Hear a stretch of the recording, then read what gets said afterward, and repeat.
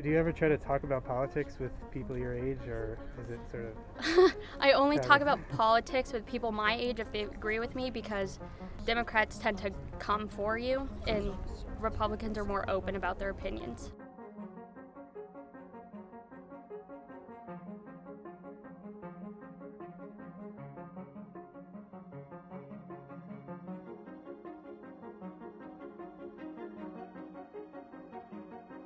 My parents are really pro-Trump, so, sometimes it's hard to even have a conversation at home about it. When I first got out of my car, people were chanting, asshole, asshole, online.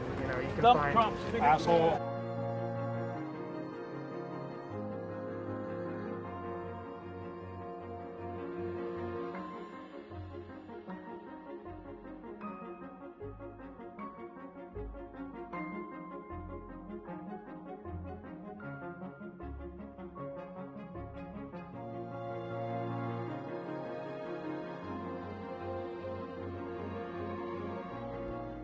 The stereotype might be that young people are apathetic or that they're disinterested, but I find that they're like the most politically informed people I know because it impacts their everyday. Why young people should vote in general is just the sheer magnitude and impact we can have if we all vote. Young voters represent a massive resource to Democratic campaigns, especially on the volunteer side.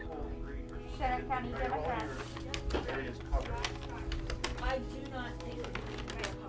Next. Center County is really important to Pennsylvania. Penn State is located in the area. It's the only blue county in a sea of red. What's key is that you just really, really understand your communities and how to message and organize on the ground level.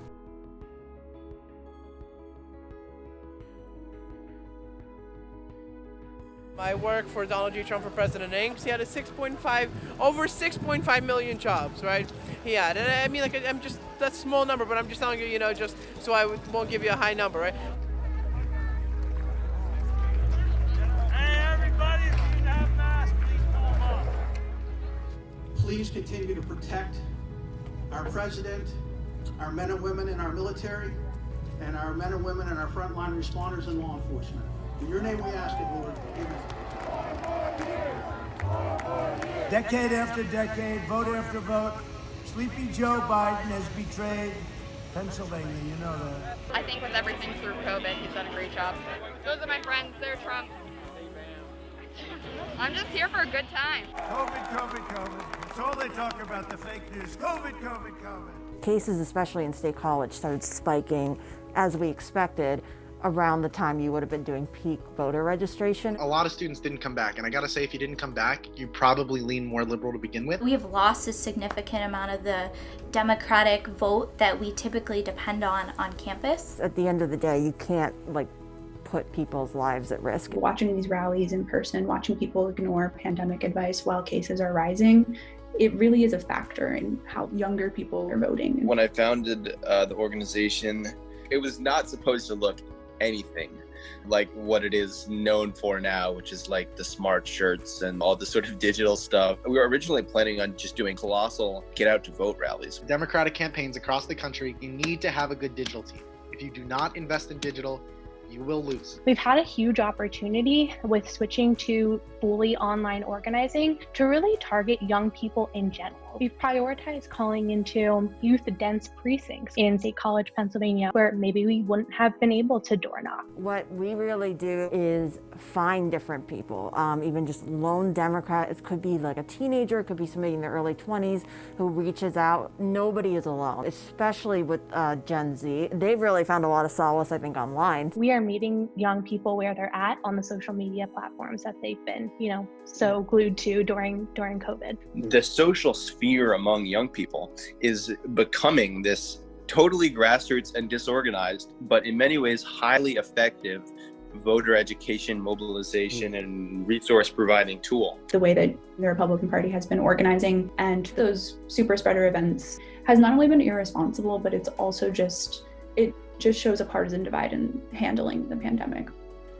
Last night, we saw the President of the United States lie to the American people and repeatedly lie about the state of this pandemic.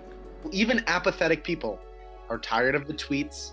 They're tired of the bickering, especially our age. They know that's not the way it's supposed to be done. They might even be tired of both sides, but they think that there's a better chance of recovery if they had voted for Biden. When we're talking to young people, we're talking to them about the issues that they care about, such as climate change, access to healthcare. Donald Trump is way worse than Joe Biden on those issues. It's something that really resonates with young people. If they perceive Biden to be not their ideal candidate, we can all admit that he wasn't our ideal candidate, but he's willing to listen. And especially when you contrast him to Donald Trump, they clearly know the stakes. I'm tired of waking up every day in fear, waking up every day scared, waking up having to check the news to see what's wrong in the world. Trump's mismanagement of the pandemic and the mismanagement of Republicans across the board, that factors into the way that we can't meet in person to have pizza on election night. 4 more years! 4 more years! 4 more years! You all know it comes down to you, right? Yeah. I was talking to my daughters, and they're praying for Donald Trump every night. They say you're not supposed to talk about religion and politics. What a bunch of crap. Talk about it. Talk about it to your families, because it's the only way they're going to hear about it. Because if they're listening to CNN and MSNBC, they're not even going to know any of this stuff. Socialized medicine, Vladimir Lenin said, is the linchpin to conversion. You can either be for chaos, which you've seen on your televisions every night, or you can be for the rule of law. So goes Pennsylvania, so goes America. So goes America, so goes the rest of the world. You know, on campaigns, especially Democratic campaigns, the formula is you identify them as a supporter. That's the sort of pledge to vote. And then you turn them out. You call them on election day and you say, hey, have you gone to the polls? You know where to go? You want to ride? You know, etc. I'll give you a cookie, whatever you can. We have drop boxes all over the county. We had a satellite voting office at the Bryce Jordan Center. We've been tabling, we've been handing out Trump gear. We actually changed a couple of minds by talking to people, which has been pretty cool to see. Frankly, I didn't think that would happen. I'll say that on both sides, there's a lot of closed-mindedness this year in particular. I know some students, you know, are here to learn and are here to help to come talk to us to help make up their mind, and there are some people that come talk to us to berate us, so it can go either way. We've been doing a really good job organizing campus as the Biden-Harris team and as the Penn State College Democrats. I think it's going to be good news. I think young people are coming out to vote. I think we see it here at Penn State. I think they're going to come out to vote across Pennsylvania, and I think tomorrow we'll be hearing some good news out of Pennsylvania. Thank you. If you count the legal votes, I easily win. If you count the illegal votes, they can try to steal the election from us. If you count the votes that came in late,